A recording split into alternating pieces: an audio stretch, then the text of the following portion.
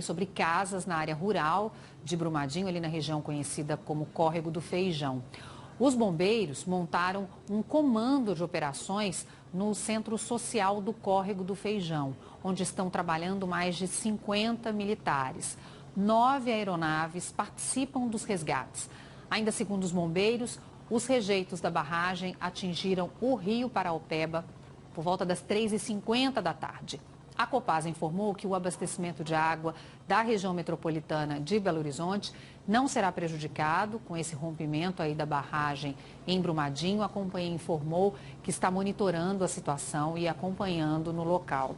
A Vale divulgou uma nota há pouco informando que os rejeitos atingiram a área administrativa da companhia, que havia empregados nessa área, indicando então a possibilidade de vítimas. Ainda não há informações sobre a causa do acidente.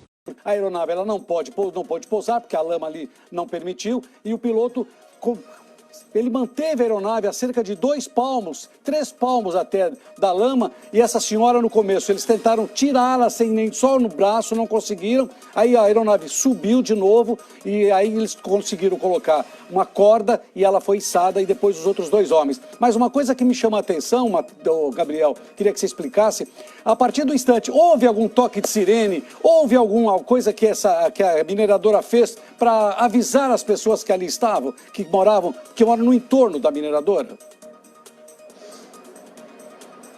Vou te falar sobre as duas coisas, Lombardi. Primeiro, quem estava aí comandando as operações desse helicóptero, pilotando a aeronave, era a Major Carla. Ela já tem anos de experiência, é uma piloto que está focada nesse tipo de resgate. Vocês estavam comentando sobre essa aeronave, ela não existe em outros estados brasileiros, mas nós mineiros, por sorte, contamos com esse equipamento e também com a destreza da Major, que conseguiu realizar essa verdadeira operação de resgate, muito dramática, mas com plenitude de sucesso, Lombardi. Agora, sobre a sirene. Mais uma vez eu vou, infelizmente, fazer esse comparativo com o que aconteceu em 2015 aqui do nosso estado. Na época, já estava prevista a existência de sirenes que pudessem avisar a população sobre o risco iminente da barragem se romper, mas naquela época não houve esse toque avisando a população. Agora, a gente já tentou entrar em contato com pessoas que moram naquela região, mas nós não conseguimos conversar com essas pessoas, justamente porque todas elas estão nesse momento de desespero, tentando fugir do local, mas sem saber para onde ir, já que tudo foi cercado por essa lama. Agora, as poucas pessoas que a gente conseguiu ter contato, que são pessoas que estão lá tentando auxiliar nesse trabalho de resgate, essas, Lombardi, disseram que não ouviram nenhum tipo de aviso sonoro, alertando a população para que ela deixasse esse espaço. Nas imagens aéreas feitas mais de longe, a gente consegue ter uma dimensão exata da proporção dessa tragédia. Não foi um simples pedaço ou uma tóxica dessa...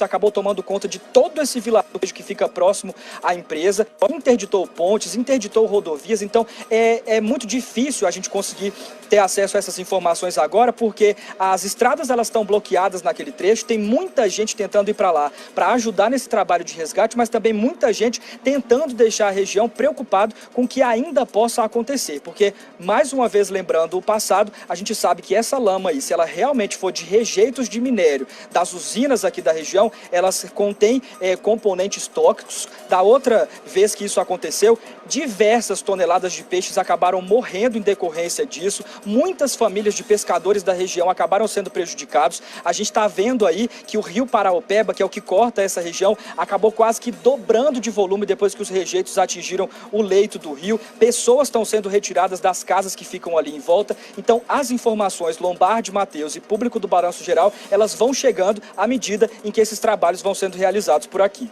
Olha, o contato é muito difícil, o acesso à área é muito difícil. A gente vê na imagem aérea feita pelo helicóptero da Record TV o estado em que ficou. E a gente percebe que os nossos repórteres, os nossos links, assim, a gente está com um pouco de dificuldade por conta da região.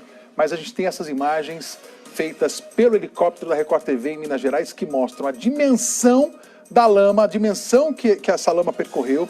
E essa barragem que acabou de se romper, ela está entre as 50 barragens do Brasil sem garantia de estabilidade. Ou seja, é uma informação muito, mas muito preocupante. A gente está recebendo aqui mensagens de telespectadores e nas redes sociais as pessoas estão comentando. Tem uma pessoa que escreveu aqui, ó, a ponte de Brumadinho está bloqueada, Falaram que não houve muitas vítimas. Estou chegando agora. Não achei que isso um dia iria acontecer em Brumadinho. Foi uma pessoa que vive lá, escreveu. As imagens que nós estamos mostrando aqui, da área toda devastada, dá exatamente uma dimensão da tragédia que é. Não tem como, não tem como. Não tem porquê. O que acontece é uma área muito baixa e que os rejeitos, a lama foi cobrindo tudo.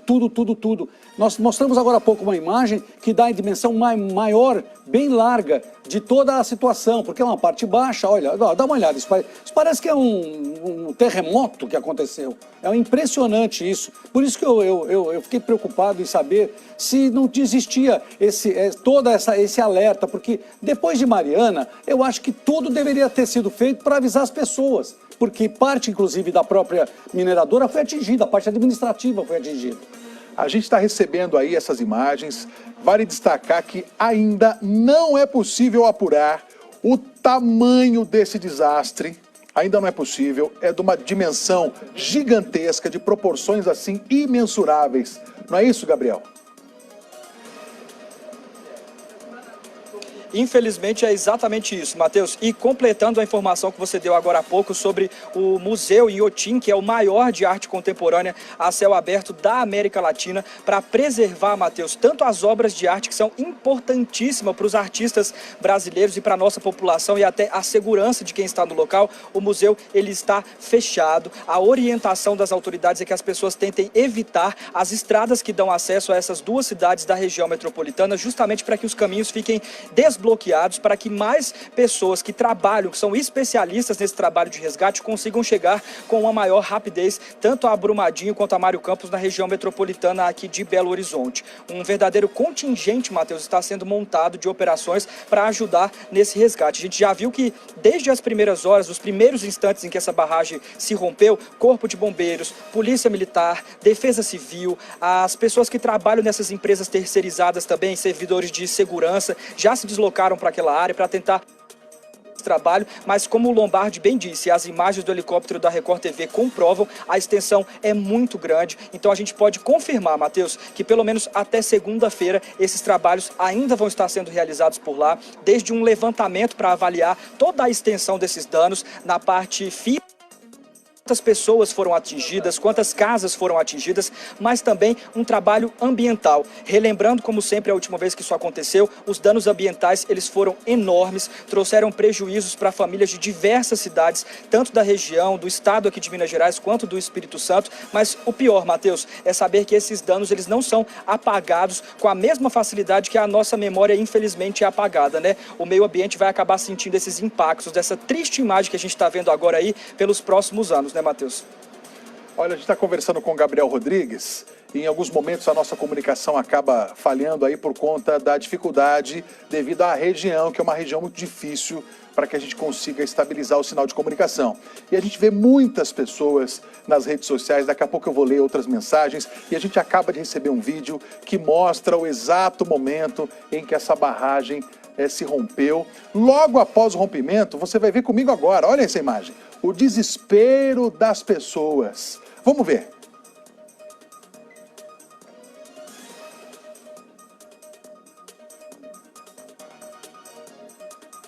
Lá no condomínio. Olha aqui pra vocês verem. A barragem acabou de estourar em Feijão.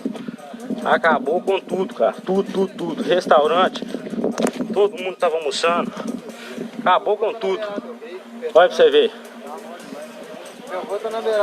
Acabou tudo, ó. Olha aí, galera, ó. E aí, galera, ó. Acabou com tudo. Tudo. Tem nada mais, nada. Portaria. Nada. Não, mas agora se você arriscar aí, meu filho, conforme for, você vai junto. Enquanto aquilo ali não... O que se percebe é que quem está falando ali são os funcionários que estavam falando e que atingiu a parte administrativa, né? Atingiu o restaurante, atingiu a portaria, atingiu toda a parte administrativa. E aí a lama, simplesmente, os rejeitos foram para onde? Foram para todas as comunidades próximas e foi embora. E ele levando tudo, levando o carro, levando o caminhão, levando uma série de o que vinha pela frente, né, Matheus? O Brasil inteiro acompanhando a gente vê aqui nas redes sociais várias pessoas escrevendo. Teve uma pessoa que escreveu aqui, ó, rompimento em Brumadinho, Defesa Civil orientou moradores dos bairros Canto do Rio, Pires, Amianto, São Torrado, Alberto Flores e Parque da Cachoeira a deixarem suas casas. A tendência é que os resíduos do rompimento sigam para o rio Parauapeba. Olha isso, olha a gravidade. Então você imagina a comunidade toda que depende do rio Parauapeba para o abastecimento, para a irrigação. Se esses regentes chegarem até lá, é outro desastre catastrófico ainda maior do que aconteceu em Mariana, meu Deus do céu. Sem dúvida nenhuma. E olha, pelas imagens que a gente está mostrando, imagens do nosso helicóptero, imagens das pessoas que mandaram, os que moram, que estavam trabalhando ali, dá uma demonstração da tragédia que é. É uma tragédia incrível. Agora, não se tem a dimensão do número de mortos e feridos. Eu não tenho nenhuma dúvida de que, infelizmente, vamos torcer e rezar para que não tenham vítimas fatais, mas do jeito da maneira como a gente está percebendo e vendo as imagens, está tudo coberto. A partir do instante que tudo se cobre, e aquele resgate dramático que nós acompanhamos aqui, com aquelas 3 pessoas que foram encontradas pelo helicóptero, está aí, ó, afundadas. Elas estavam as 3 na lama até o pescoço quando o helicóptero chegou aí, ó. A senhora que nós acompanhamos todo dia foi retirada agora, está com a perna quebrada, e depois os outros 2 homens também foram resgatados. Me preocupa porque essa é mais uma entre as mais de 50 barragens do Brasil. E essa está na lista, essa barragem que se rompeu, barragem 1, ela está na lista entre as barragens sem garantias de estabilização. Quer dizer, um horror. Me dá aqui o Gabriel Rodrigues novamente, porque ele tem outras informações direto de Minas Gerais. Gabriel.